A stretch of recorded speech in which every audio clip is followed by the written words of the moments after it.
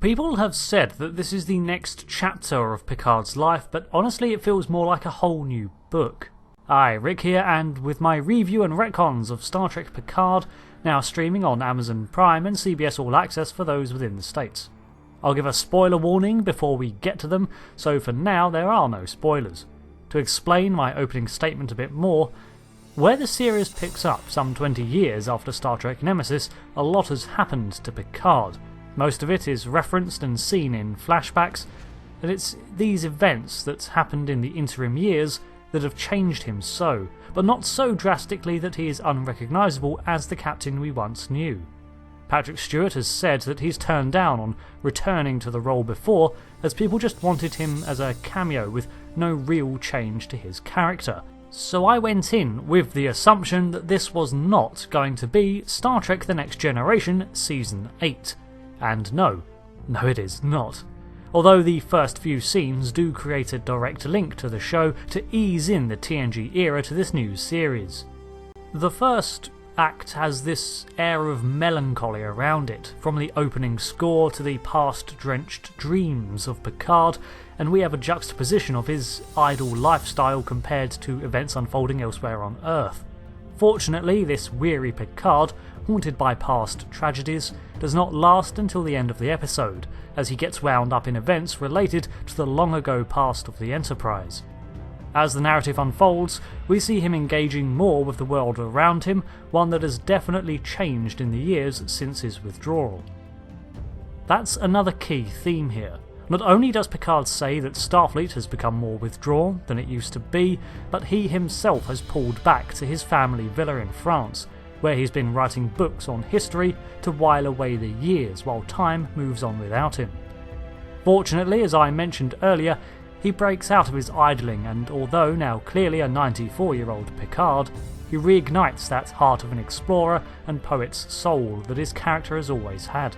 So anyone who was worried about watching a whole series about a despondent Picard, I think should be relieved to see that the story has glossed over those years, and although his age has caught up with him, his spirit is reignited.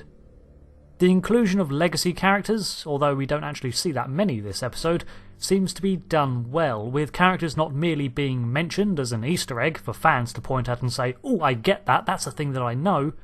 It's their inclusion so far seems to be integrally tied to the story's premise, with ample exposition deposited to try to clear up any missing gaps for first-time viewers and hardcore Trek nerds alike.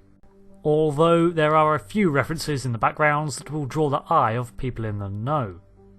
The way exposition is delivered can feel very much like a bit of an exo dump at times, but I didn't have a hard time following it at all, so I guess it did its job, and this is the first episode. It's going to have a lot of setup to get out of the way.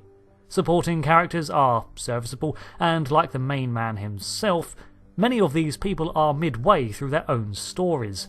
They're not just starting out, they've had their own histories and pasts, and they are just now converging on Picard's. The mystery of who the young girl that rocks up at his villa is answered rather quickly, but at points the way it's delivered can seem a little rushed, but overall the pacing issues weren't jarring. There's a lot of setup work at here, with the old lore being tied in logically, and old plot threads, some dating back 30 years, being pulled on to weave this new tapestry, and I'd say that if this episode had a weak point, that would be it. It has a lot to convey to the viewer in a short amount of time. Spoiler talk now, and I thought I'd address these points in a bit of a different way. I thought I'd include a section here about the show's new canon and how this retcons previous stories. First of all, I'll point out that the Star Trek TV shows have always had priority over other media that springs up around them, and to this end I expected the airing of Picard to overwrite and replace some areas of continuity that have been established by books, games and novels. So I thought I'd take a minute at the end of this review to look at the impact of the new series on the assumed canon. Number 1 is a very good boy. Number 1 is the supernova that wiped out Romulus and Remus, as was originally mentioned to have occurred in the background to the 2009 Star Trek film. This never gave a date nor point of origin, but reversing the information given marked the year as 2387, and the Countdown prequel comic book established the Hobus system as the point of origin, a Romulan system near the Federation border. This date and locale was treated as a foundational event moving forwards with various other projects including Star Trek Online. Picard gives a hard confirmation that the supernova occurred in 2386, seemingly a year earlier. What isn't mentioned is the name of the system. They only refer to it as a Romulan sun, not the Romulus system's sun. The new date given could have been late 2386, making the discrepancy only a month or less, or at the start of the year, so a timeline amendment may be needed moving forwards. Not that they would. The whole reason Trek uses star dates is to mask those sort of continuity issues to begin with. Although we may see continuity that references this event amend their dates and times. Shame I can't do this for my channel. Number 2. Data's revival. Likewise, in various post-Nemesis stories, Lieutenant Commander Data was revived in numerous ways. Whether it's the Persistence of Memory novel by David Mack, which saw Geordie LaForge and Bruce Maddox transfer Data's memories from B4 into a new body, or Q simply bringing him back, Data in Picard remains very much dead. Also, the aforementioned Countdown and Star Trek Online narratives saw Geordie upgrading B4's capacity in his spare time and eventually creating a body which could support Data's positronic matrix by 2385. While Bruce Maddox seems to be an important role in Picard, it's revealed that the matrix was simply too much for the inferior model of B4 to support, and that after remaining so long in its positronic brain, the matrix has been corrupted and seems to be unrecoverable. However, not all is lost, as Maddox had a theory that Data's entire matrix could be reconstituted from a single positronic neuron, like the ones potentially within the minds of the twins. Personally, I don't think we're going to see the reconstruction of Data, but his essence preserved in later models. Of course, the biggest changes are going to be within Picard's predicted timeline. Well, so far, the comic prequels to Picard remain very much in line with the show, with several of the characters crossing over into live action. As the series takes place 20 years after Nemesis, there's still plenty of room for a variety of ventures and actions to occur before we face any conflicting issues. In continuity established by books and the path to 2409, in 2386, Picard retired from Starfleet, which mostly lines up with the show, but in the former stories he did so to accept the role of Federation ambassador to Vulcan in order to continue Spock's work on reunification between Romulus and Vulcan. This he continued until 2402 when he fully retired back to Le Barre, France to tend to the family villa. Now the official timeline still has Picard retire around the same time after making Admiral, but he does so out of protest, which leads me to the final point I want to mention, number 4, the state of the Federation.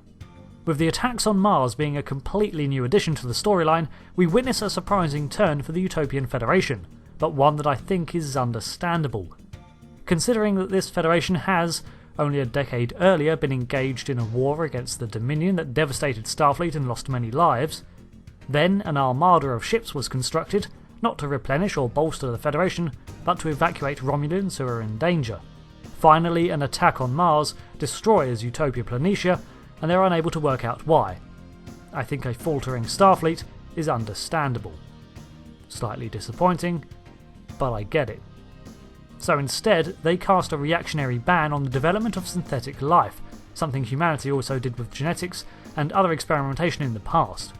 And Starfleet withdraws more from the galactic stage to lick its wounds. Angry at the direction that the Federation is taking, Picard resigns out of protest. Thing is, by the end of the episode, Picard has realised that his indignation changes nothing. I don't mind this view of the Federation, as long as there is the notion that it can be directed back to the right path. And I hope Picard's actions as the series progresses serves as a wake-up call for the organisation.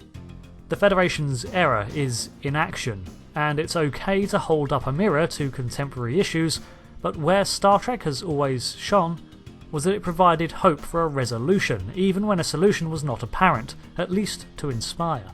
Then again, it's only the first episode, and that would be a hell of a lot extra baggage to drop on it, so we'll have to see where it's going. Of course, it could all just be a plot device to keep the Federation out of the picture to add more tension to the heroes. As for predictions, I haven't ruled out the possibility that there is a political or military entity within the Federation that wanted to manipulate its people into a state that benefits that group or individual, and having Picard out of the picture for so long eliminated him as an obstacle considering the sway Picard had with the Federation, let alone Starfleet. They do go out of their way to emphasise no one knows why the synths, as they're now called, Fallout 4 anyone, attacked. So I think someone within the Federation reprogrammed them.